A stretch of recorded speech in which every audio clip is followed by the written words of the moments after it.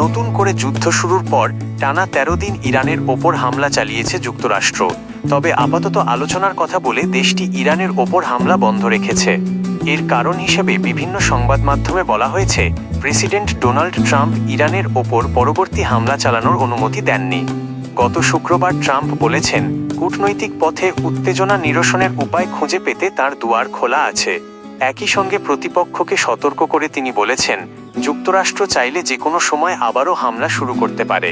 যুক্তরাষ্ট্র এমন এক সময় হামলা বন্ধ রাখার সিদ্ধান্ত নিয়েছে যখন মার্কিন সামরিক বাহিনীর গোলাবারুদের মজুত নিয়ে উদ্বেগ ক্রমেই বাড়ছে। বিবিসির এক প্রতিবেদন অনুযায়ী এই উদ্বেগ উড়িয়ে দিয়ে জাতিসংঘে নিযুক্ত মার্কিন রাষ্ট্রদূত মাইক ওয়ালৎস বলেছেন, কূটনৈতিক আলোচনার জন্য আরও সময় দিতে চান ট্রাম্প। এজন্যই তিনি ইরানের ওপর হামলা সাময়িকভাবে বন্ধ রেখেছেন। এ বিষয়ে অবগত আছেন এমন মার্কিন কর্মকর্তাদের বরাত দিয়ে ওয়াল স্ট্রিট জার্নালের প্রতিবেদনে বলা হয়েছে, গত শুক্রবারের জন্য পরিকল্পিত বড় সামরিক অভিযানটি স্থগিত রাখা হয়েছে।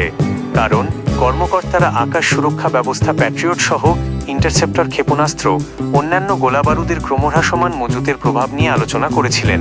তাঁরা আরও বলেছেন, পরিস্থিতি এখনও উত্তেজনাপূর্ণ এবং যে কোনো সময় ইরানের ওপর হামলার নির্দেশ দেওয়া হতে পারে।